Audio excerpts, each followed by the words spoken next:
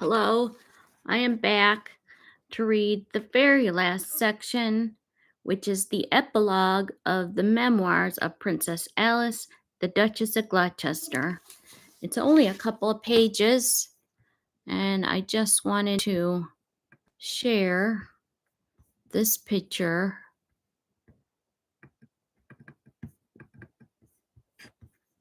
of, see, that is the picture of the current Duke of Gloucester and his wife Brigitte, and it's just so right here. And you can see that they are so wonderful and so supportive of the royal family. Just the values that were instilled by his mother and Henry, they're so dutiful.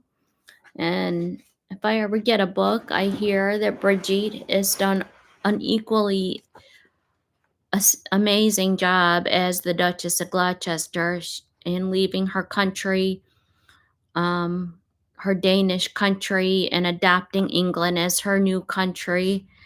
They just exemplify and model, their support so well. And as we have read, Richard had an amazing career, an amazing, brilliant career as an architect. And unexpectedly, his brother died, and he had to assume, shortly after his marriage, the dukedom and the responsibilities that came with that dukedom. So, without further waiting, I will just read the epilogue of Princess Alice. Prince Henry no longer with me, William no longer around, no more annual holidays in Scotland, no horses to ride. I seem bereft of so much that have brought happiness into my life. Thankfully, I still have Richard, now married to Brigitte, and the welcome arrival of 3 grandchildren in the years to follow. Nevertheless, my life in the future had obviously got to alter. I thought I might retire to Barnwell and into the obscurity of taking again my painting and tend to my garden and my dogs, Prince Henry's Labrador, William's Labrador, my 3 Australian Terriers, and not least, William's parrot. As the days and weeks went by, however, the numbness of loss began to fade, and I became conscious of the many public engagements I had previously promised to fulfill. The idea of retiring to Barnwell receded. I took up my royal responsibilities once again, sustained by the continued warmth and the kindness of the reception I met with everyone everywhere. Throughout my public life, I have often wondered why such crowds should come to welcome me, both in my own country and in the Commonwealth overseas. Was it to see what clothes I might be wearing? Or if I had a pretty face? Or was it that I represented something that lay deeply rooted in their hearts?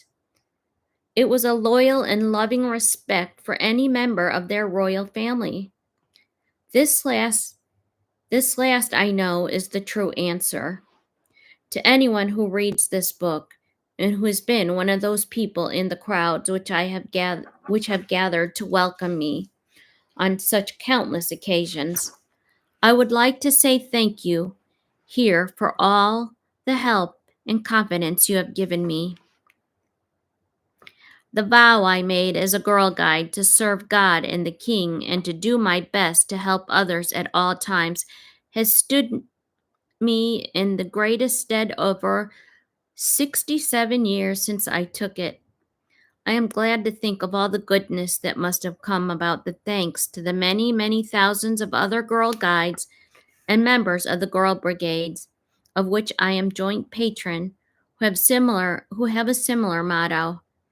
I wish more recognition and could be given by our press could be given by our press to the people who sacrifice and spare their time for the benefit of others, which must, while much while much that one would rather not hear about, gets written about at length. I only hope that my visits around the country may have given some encouragement to the many unselfish and patriotic people.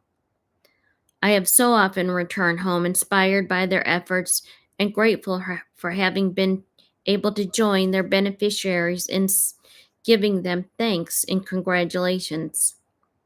After the endless tours abroad, I felt no desire to travel far afield, apart from visits to one or another of my favorite four regiments. However, persuaded by my son and daughter in law, I did pluck up my courage and venture on my third visit to Australia, taking my two grandchildren and their nanny to join their parents. It was a long and tiring journey for children of 4 and 1, and for an ancient granny, but we arrived safely, and we were well in Sydney. Having handed over my grandchildren to their parents, I went off entirely on my own to 3 of the states. Not even a maid or a lady in waiting in attendance. I went to visit old friends. In no other country could I have done this so easily or with such a sense of freedom. It was a complete contrast with my previous existence there. I felt like a bird escaped from a cage. I spent a weekend at the Government House, Canberra, where the governor kindly arranged a tea party of people who'd been there during our stay in 1945 and 1946. It was lovely to see them again and to look at the snapshots some of them brought along to remind me of old times. A tour of the city was also arranged for me. I could hardly recognize it. So great was the change.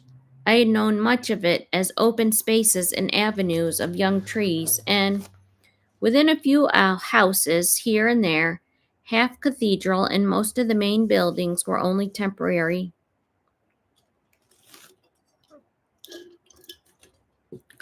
Early in 1981, I ventured once more overseas. This time I went to Kenya in the company with my cousin Pam Scott, who like myself had happy memories of Deloraine. I enjoyed watercolor paintings and was equally in need of sunshine and rest. It was an admirable arrangement, and Pam did everything possible to ensure a perfect holiday for both of us. This included 3 days at the island camp in the middle of Lake Barringio. It was peaceful and beautiful, and it had every comfort available for the 20 or so tourists that it could accommodate. I also managed to visit a few remaining friends from the old days. They preferred, despite many changes, to spend the rest of their time there rather than to live anywhere else. As we traveled around, I could not help regretting the absence of the lovely cedar trees, the flame trees, and the podocarpus that were in such abundance when I first came to Kenya. I was told they had been cut down to make charcoal to sell to the Arabs. I also missed the attractive thatch-roofed rondavels in which the Africans used to live in. It was replaced by ugly little houses with corrugated iron roofs. I felt sure they could not be nearly so cool inside. Missing also was the wildlife that used to make one's journey so full of interest. There were animals of all sorts and sizes that used to peer from behind the bushes. They would dart across the road or stampede in hordes away over surrounding plains. There were few remaining right now, and I imagine that those that do will soon have to flee to the nearest game reserve if they are to be safe from the shotguns of hungry Africans. The birds mercifully did not have to survive, and to see and hear them again alone was worth the journey.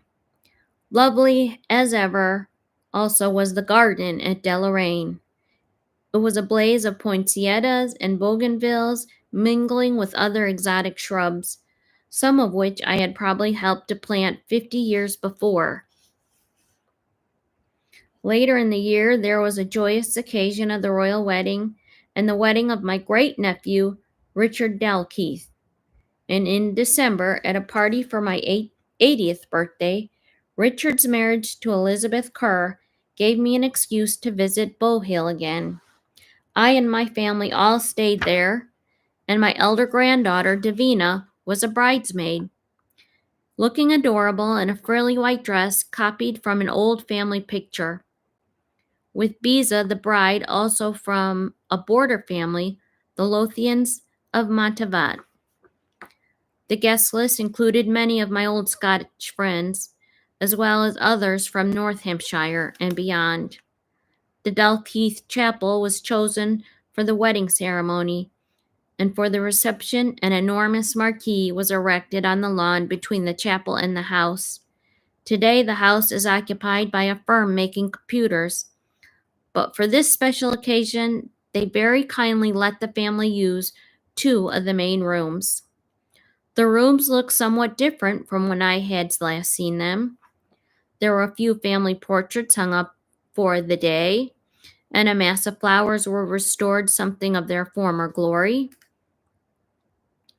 There were many old friends I had not seen for years, and so much news to exchange that my voice eventually ceased to function.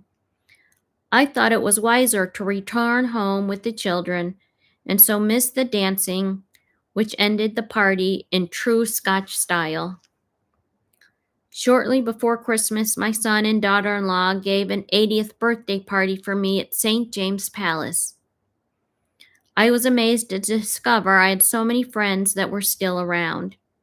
When the day arrived, in spite of the heavy snow, over 550 guests managed to come.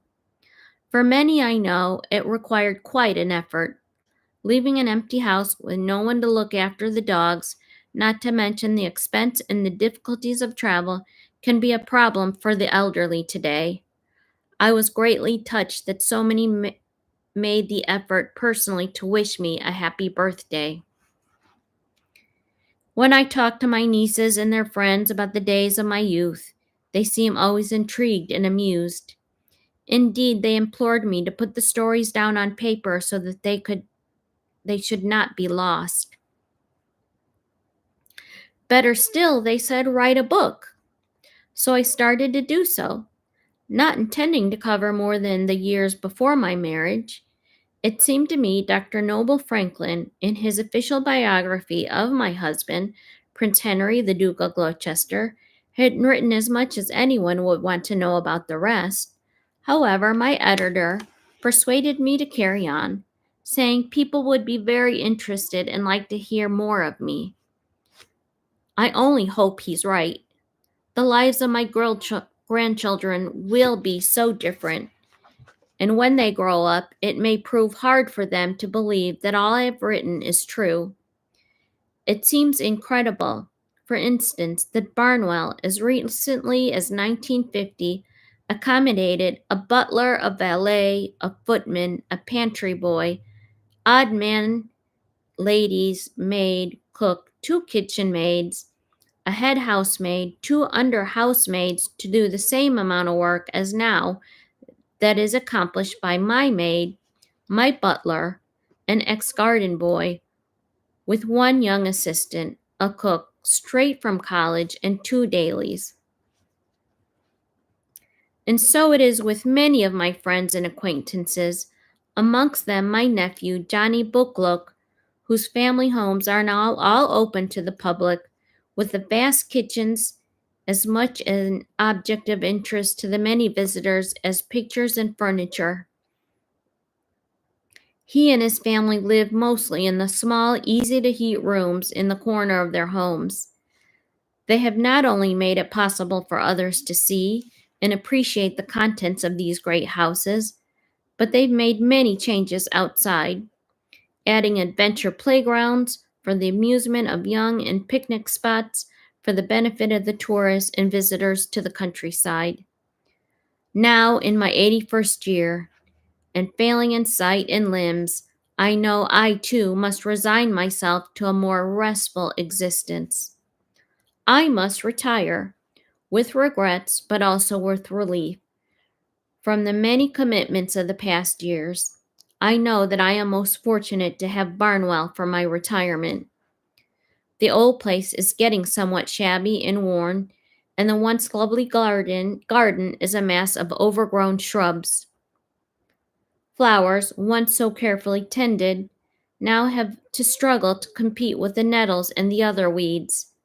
But all around are reminders of past happiness and friends, living and dead, to which I can turn in my mind as a relief from the endless horrors of the world. To me, it is an abode of quiet peace and contentment and trust. I pray that it will remain so for my family in the years to come. And that is the end of the epilogue. It was such an interesting life. And as you read, she didn't really retire until the end. I mean, she just kept on working. And she worked very, very hard. And she was very dutiful as a duchess. And Prince Henry of Gloucester, the Duke of Gloucester, chose very well. And they have left a wonderful legacy.